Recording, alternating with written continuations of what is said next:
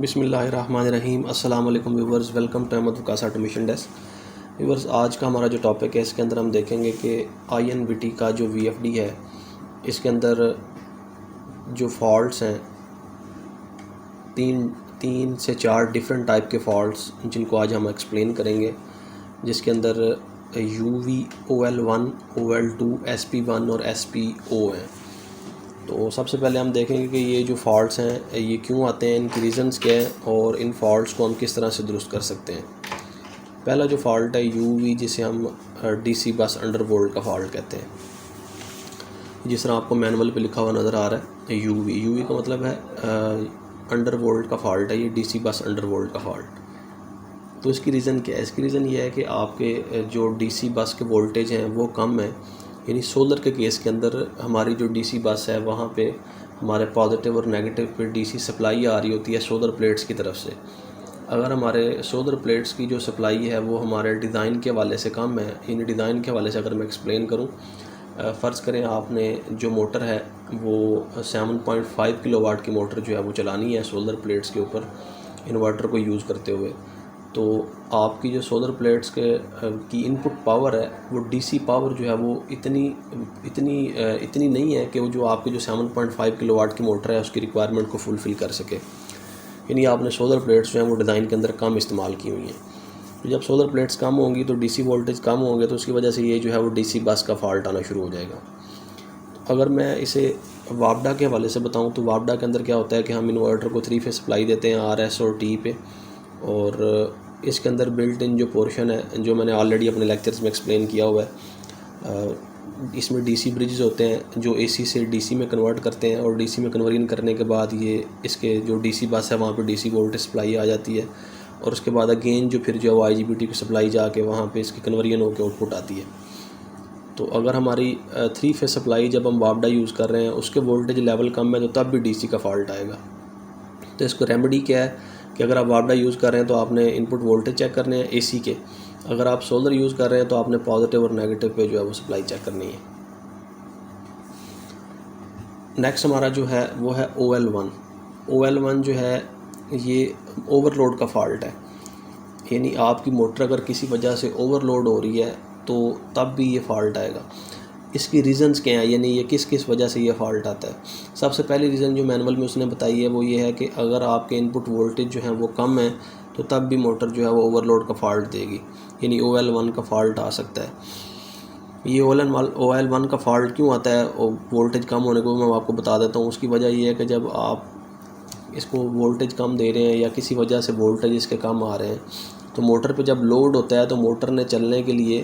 زیادہ کرنٹ کی اسے ضرورت ہے، تو وولٹیج کم ہونے کی وجہ سے وہ اپنی ریکوائرمنٹ جب فلفل نہیں کرے گی تو آپ کا جو انورٹر ہے وہ ٹرپ ہو جائے گا اور اس پہ OL1 کا فالٹ آ جائے گا۔ دوسری جو ریزن ہے وہ یہ ہے کہ آپ نے انورٹر کے اندر جب بھی موٹر جو ہے وہ جتنے کلو واٹ کی موٹر آپ نے انورٹر کے ساتھ لگانی ہے، سب سے پہلے آپ نے موٹر کی نیم پلیٹ کا جو ڈیٹا ہے وہ انٹر کرنا ہوتا ہے۔ تو اگر آپ نے انورٹر کے اندر موٹر کی نیم پلیٹ کا ڈیٹا جو ہے وہ ایگزیکٹ انٹر نہیں کیا، صحیح انٹر نہیں کیا، تو تب بھی یہ فالٹ آئے گا۔ اس کی ایگزامپل میں آپ کو دے دیتا ہوں کہ اگر آپ 7.5 کلو واٹ کی موٹر انورٹر کے ساتھ لگا رہے ہیں اور اگر آپ نے 5.5 کلو واٹ کی موٹر کا ڈیٹا انورٹر کے اندر انٹر کر دیا ہے تو وہ انورٹر جو ہے وہ موٹر کے ساتھ 5.5 کلو واٹ والا بیہیو کرے گا۔ اب اس کو اگر میں فردر ایکسپلین کروں تو 5.5 کلو واٹ کی جو موٹر ہے اس کی جو ریٹڈ کرنٹ ہے وہ کم ہے، اور 7.5 کلو واٹ کے انورٹر کا ریٹڈ کرنٹ زیادہ ہے، تو جب وہ 5.5 کلو واٹ کا ڈیٹا انٹر کر دیں گے تو آپ نے کرنٹ کی سیٹنگ بھی کم کر دینی ہے۔ تو جب کرنٹ کی سیٹنگ کم ہوگی تو 7.5 کلو واٹ کی موٹر زیادہ کرنٹ لیتی ہے، تو اس کی وجہ سے کیا ہوگا کہ انورٹر میں ٹرپنگ آنا شروع ہو جائے گی، کیونکہ موٹر آپ کی زیادہ کرنٹ لے رہی ہے تو انورٹر ٹرپ کروائے گا، کیونکہ آپ نے اسے پروگرام اس طرح کا دے دیا ہوا ہے۔ تو اس کا جو ٹھیک کرنے کا طریقہ کار ہے وہ یہ ہے کہ آپ اس کے موٹر کے پیرامیٹر چیک کریں کہ موٹر کے پیرامیٹر آپ نے ایگزیکٹ انٹر کیے ہوئے ہیں، اگر ٹھیک ہیں، اگر نہیں ٹھیک تو اس کو ٹھیک کریں۔ تیسرا جو ریزن ہے OL1 کا وہ یہ ہے کہ اگر آپ کی جو موٹر ہے وہ کسی وجہ سے اوور لوڈ ہو رہی ہے تو تب بھی یہ فالٹ آئے گا۔ اس میں 2 سے 3 ریزنز ہیں۔ سب سے پہلی ریزن یہ ہے کہ وہ اگر آپ کا میکینیکلی میکانزم، یعنی جہاں سے ہمارا میکینیکلی میکانزم جو ٹیوبل کے اندر اگر میں بات کروں تو ٹیوب ویل کے اندر میکینیکلی میکانزم جو ہے جو جسے ہم عام الفاظ میں فین کہتے ہیں، جو زمین سے پانی سیکشن کر رہا ہوتا ہے، اگر اس میکینیکلی میکانزم کے اندر جیم ہے، یعنی وہ میکانزم جیم ہے، تو موٹر اسے صحیح طرح سے گھما نہیں پا رہی، تو سارا لوڈ جو ہے وہ موٹر پہ آ جائے گا. تو اس کیس کے اندر بھی موٹر جو ہے وہ آپ کی اوور لوڈ ہوگی، اوور لوڈ ہونے کی وجہ سے جو ہے وہ ٹرپ ہونا شروع ہو جائے گی. اس کے بعد چوتھی جو چیز ہے ہمارے پاس وہ یہ ہے کہ آپ نے ان پٹ سائڈ پہ جو ہے وہ انورٹر جو ہے وہ چھوٹے سائز کا لگا دیا ہے اور موٹر جو ہے وہ بڑی لگا دی ہے. اس کی بھی اگزامپل میں دے دیتا ہوں کہ فرض کریں آپ نے جو ہے وہ 5.5 کلو واٹ کا انورٹر لگا دیا اور 7.5 کلو واٹ کی موٹر لگا دی ہے. تو اب جس طرح میں نے پہلے بھی بتایا کہ 7.5 کلو واٹ کی موٹر جو ہے وہ کرنٹ زیادہ لے گی، جبکہ آپ کا انورٹر جو ہے وہ 5.5 کلو واٹ کی موٹر کو چلانے کی کیپیسٹی ہے اس کی، وہ اتنی پاور اسے نہیں دے پائے گا، جس کی وجہ سے وہ جو ہے وہ ٹرپ ہونا شروع ہو جائے گا. تو اس کا جو ریمیڈی ہے وہ بڑا سمپل ہے کہ آپ جو ہے وہ اپنی موٹر جو ہے وہ پراپر موٹر یوز کریں، موٹر جو ہے وہ اچھے والی سلیکٹ کریں، انورٹر جو ہے وہ آپ سلیکٹ کریں ٹھیک والا، یعنی آپ نے انورٹر جو ہے موٹر کی کیپیسٹی کے مطابق جو ہے وہ سلیکٹ کرنا ہے. جتنے کلو واٹ کی موٹر آپ استعمال کر رہے ہیں اتنے کلو واٹ کا ہی انورٹر یوز کریں. تو اگر آپ یہ چیزیں مس میچ کریں گے تو آپ کے وی ایف ڈی میں فالٹ آنا شروع ہو جائے گا، او ایل 1 کا فالٹ جو ہے. اسی طرح نیکسٹ جو فالٹ ہے OL2، یہ ہے انورٹر اوور لوڈ کا فالٹ. پہلے ہم نے جو فالٹ ایکسپلین کیا وہ تھا موٹر اوور لوڈ کا فالٹ، اور OL2 جو ہے یہ ہے انورٹر اوور لوڈ کا فالٹ. تو انورٹر کے اوور لوڈ ہونے کے بھی ڈفرینٹ ریزنز ہیں، ان کو دیکھ لیتے ہیں. سب سے پہلے ریزن جو ہے وہ مینول جو بتا رہا ہے وہ کہتا ہے کہ آپ کا جو ایکسلریشن ٹائم ہے وہ بہت کم ہے.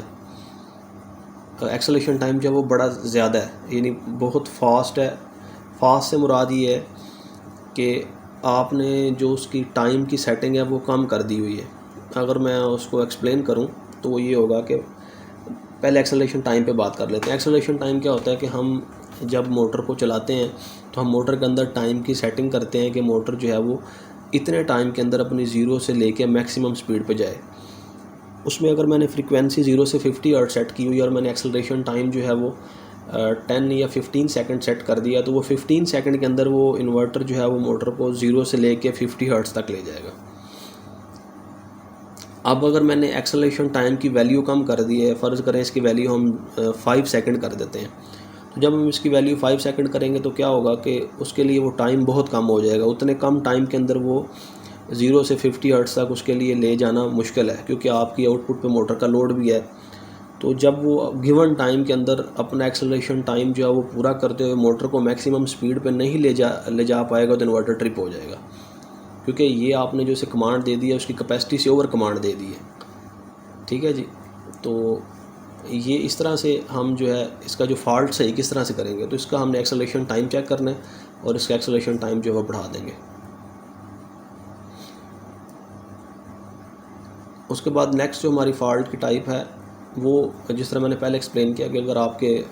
پاور سپلائی جو ہے وہ ان پٹ سائڈ پہ وولٹیج لو ہے تو تب بھی یہ فالٹ آئے گا. یعنی 2 ریزنز میں نے آپ کو پہلے بتائیں کہ اگر ہمارے پاس وابڈا کے وولٹیج ان پٹ سائڈ پہ کم آ رہے ہیں تو ہمارا جو برج ریکٹیفائر ہے وہ ڈی سی سپلائی جب کنورٹ کرے گا تو ڈی سی سپلائی کم ہوگی. ڈی سی سپلائی کم ہونے کی وجہ سے ہمارا جو انورٹر ہے وہ ٹھیک طرح سے موٹر کو نہیں چلا پائے گا اور ٹرپنگ پہ چلا جائے گا. اس کیس کے اندر OL2 کا فالٹ آئے گا. اسی طرح اگر ہم سولر پہ اسے استعمال کر رہے ہیں تو سولر کے اندر بھی سیم کیس ہے. ڈی سی بس پہ آپ نے جو سپلائی دی ہوئی ہے پازیٹیو اور نیگیٹو پوائنٹس پہ ڈی سی وولٹیج سولر کی طرف سے جو آ رہے ہیں، اگر وہ کسی وجہ سے کم ہے، اگر آپ کا پلیٹ کا ڈیزائن جو ہے وہ ٹھیک نہیں ہے، پلیٹس اپنے وولٹیج پورے آؤٹ پٹ نہیں دے رہی، یا سم ٹائم ایسا ہوتا ہے کہ سورج کی روشنی کم ہونے کی وجہ سے بھی وولٹیج پورے نہیں آ رہے ہوتے، تو اس کیس کے اندر بھی جب آپ وولٹیج آپ کے پورے نہیں ہوں گے تو OL2 کا فالٹ آئے گا. تو اس کے لیے آپ کی ریمیڈی جو ہے جو آپ نے اس کا حل کرنا ہے وہ آپ نے اس کی سپلائی لائن پاور جو ہے وہ چیک کرنی ہے. تو لاسٹ جو OL2 کے اندر فالٹ ہے وہ یہ ہے کہ آپ نے جو موٹر کا جو لوڈ ہے وہ زیادہ ہے، یعنی آپ نے بڑے سائز کی موٹر چھوٹے سائز کے انورٹر پہ ڈال دی ہے. جس طرح یہ بھی پچھلے فالٹ OL1 سے ملتا جلتا فالٹ ہے کہ یعنی آپ نے انورٹر کے حساب سے ہی موٹر ڈیزائن کرنی ہے. اگر آپ نے موٹر بڑے سائز کی ڈیزائن کر لی اور انورٹر کم سائز کا ہے تو ٹرپ گائے گی. یا اگر آپ نے اس طرح کر لیا ہے کہ انورٹر بڑے سائز کا ہے تو موٹر جو ہے انورٹر سے بڑے سائز کی ہے، یعنی انورٹر چھوٹے سائز کا ہے، تو تب بھی ٹرپنگ آئے گی. اسی طرح نیکسٹ ہمارے پاس جو ہے وہ SP1 کا فالٹ یہ ہے کہ اگر آپ کا ان پٹ کا کوئی فیز جو ہے، ہمارے پاس ان پٹ سائڈ پہ اگر ہم وابڈا یوز کرتے ہیں تو 3 فیز ہوتے ہیں